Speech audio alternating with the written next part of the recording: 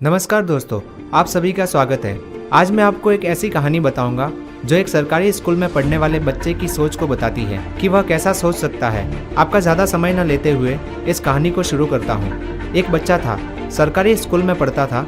जाहिर सी बात है, उसके पिता गरीब थे और प्राइवेट स्कूल में नहीं पढ़ा सकते थे। एक दिन उस बच्चे के दिमाग में आया कि मैं देखना चाहता हूँ कि मेरे पिताजी कैसी नौकरी करते हैं और कहाँ जाते हैं। यही बात उसने अपने पिता को बताई और उसके पिता ने उसको जवाब दिया कि ठीक है, तुम कल मेरे साथ चल सकते हो।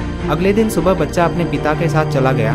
जैसे ही वहाँ पहुँचा तो कुछ देर बाद उसने देखा कि उसके पिता बड़ी बड़ी आलीशान गाड़ियों की सफाई करते हैं, यानी कि उसके पिता का काम महंगी महंगी गाड़ियों को साफ करना है। तो उसके दिमाग में एक सपने का जन्म हुआ, एक दिन मैं भी अपने पिताजी को बड़ी बड़ी गाड़ियों में बिठाना चाहता हूँ। मैं नहीं चाहता कि यह जिंदगी भर इन गाड़ियों की सफाई करते रहे। कुछ टाइम बीत गया। अब वह बच्चा सरकारी स्कूल में पढ़ता था।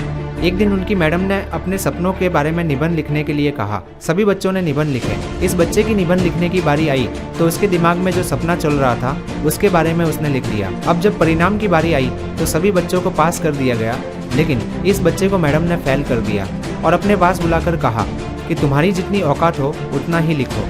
जो चीज़ तुम नहीं कर सकते उसे लिखने से क्या फ़ायदा हो सकता है। तुम्हें इसके बारे में जानकारी नहीं हो तो मैं तुम्हें एक और मौका देती हूँ। आज रात तुम निबंध फिर से लिखो और अगले दिन मुझे वापस बताना। वह बच्चा रात भर सोचता रहा कि मेरी गलती क्या है, मैंने कहीं कोई गलती तो नहीं की, वगैरह वगैरह। लेकिन अगले दिन सुबह उसी ने वही निबंध मैडम को दिखाया क्योंकि उसका दिल नहीं मान रहा था। आखिरकार मैडम ने उसे फेल कर दिया और कहा कि अपनी औकात से बाहर निकलने की कोशिश मत करो, जितनी चादर है उतने ही पैर पसारो।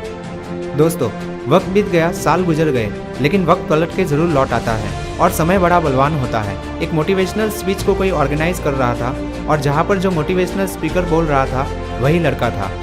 वह अपनी दास्तां सुना रहा था कि किस तरीके से एक सरकारी स्कूल की मैडम ने मुझे बड़े सपने देखने के लिए रोका और आज मैं यह कर पाया।